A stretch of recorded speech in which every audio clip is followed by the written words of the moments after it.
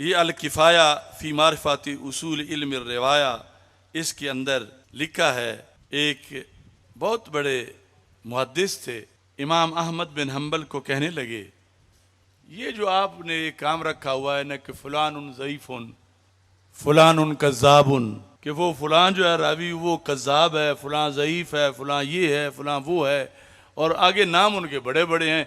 मुझसे ये काम नहीं होता कि तुम नफी कर रहे हो, उसे भी नहीं छोड़ रहे, उसे भी नहीं छोड़ रहे, उसे भी नहीं छोड़ रहे। ये जो अस्माउर रिजाल की किताबें भरी हुई हैं कि वो उन्होंने उस वक्त लिखा, तो आज सही हदीस हम तक पहुंची। आज का भी एक अस्माउर रिजाल है, और अगर आज सारे गूंगे हो जाएंगे तो आज का अस्माउर रिजाल कौन बयान करेगा? हाँ, इसमें मौज बड़ी है कि हर तरफ से नजराना मिल जाए। लेकिन जब इमाम अहमद बिन हम्बल से उन्होंने ये कहा, इन्नहु लयश्तद्दु अलैया अन अक़ूला फ़ुलानुन ज़ईफ़ुन फ़ुलानुन दईफ़ुन फ़ुलानुन कज़्ज़ाबुन, कहा मैं वैसे मुहद्दिस हूँ, वैसे सब कुछ करूँगा, लेकिन ये जो है ना कि फ़ुलां ज़ईफ़ है और फ़ुलां कज़्ज़ाब है, ये काम बड़ा सख्त है मेरे लिए। मेरी ज़ुबान ज़ेब नहीं देती कि मैं ये ऐसे किसी को कहूँ वो हदीस भी रिवायत करता और मैं कहूँ कज़्ज़ाब भी है, ये मुझसे नहीं होता। तो इमाम अहमद बिन हम्बल ने कहा, इज़ा सकत्त अंता व सकत्तु अना, फरमाया जब इस काम को मुश्किल समझ के तुम भी छोड़ो मैं भी छोड़ूं तो फिर दीन कौन बचाए? इज़ा सकत्त अंता, तुम साकित हो जाओ, नहीं नहीं बाकी करूंगा ये मैंने नहीं बोलना। कोई लूट रहा है लूटता रहे, ये मैं नहीं कहूंगा कि ये कज़्ज़ाब है। फिर जब तुम भी चुप कर जाओ, और मुझे भी तुम यही मशवरा देने आए हो कि अहमद बिन हम्बल चुप कर जा, क्यों हर किसी के खिलाफ बोलता है? कहते हैं मैंने कहा सकत्तु अना, मैं भी चुप कर गया। फमता यारिफुल जाहिलु सहीहा मिन सकीम, तो फिर अवाम को सही और मरीज का फर्क कौन बताएगा?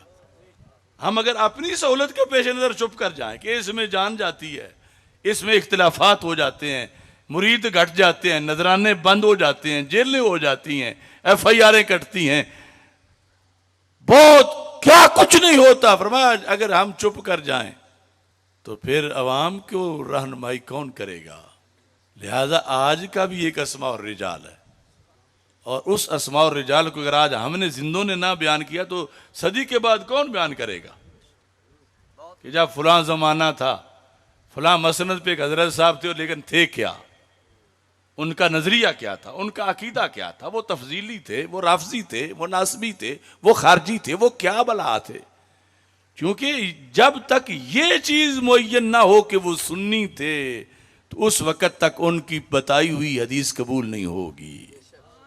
सही मुस्लिम में जो कवायद बयान किए गए उसमें ये लिखा गया, इब्न सीरीन कहते हैं पहले तो हम कोई नहीं ये चांद पटक करते थे, पड़ताल करते थे कि कौन, लम्मा वाक़ातिल फितना, जब मुआशरे में फितना आ गया, ये वो मुआशरा जिसमें सहाबा भी हैं ताबीन भी हैं, लेकिन फितना आ गया, रवाफिज का फितना आ गया, खवारिज का फितना आ गया।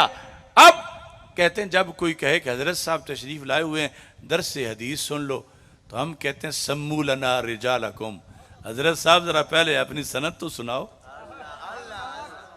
पढ़े हुए तो तुम हो, लेकिन तुम्हारा उस्ताद कौन है? तुम्हारे उस्ताद का उस्ताद कौन है? ये क्यों पूछते हैं? दौरे सहाबा और ताबीन में ये पाबंदियां क्यों लग गई?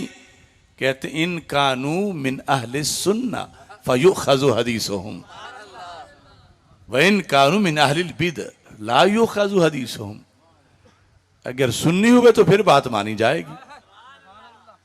तो आज कितने आस्थानों में रिफ्ज आया, कितने मदारिस में, कितने मराकिज में, और कितने ऐसे हैं जो जानते हैं कि फलां जगह रिफ्ज आया है लेकिन बोलते नहीं कि उन हजरत साहब का लाख मुरीद है, वो हमें तो नहीं छोड़ेंगे, दूसरे हजरत साहब के इतने लाख हैं वो हमें नहीं छोड़ेंगे। तो फिर ये सारे गूंगे बन जाने वालों से कल क्या मुआखजा नहीं होगा? इस वास्ते आज इस तबलीग की भी जरूरत है। आज का अस्मा और रिजाल सारे चुप कर जाएं, फिर दीन कौन बताएगा?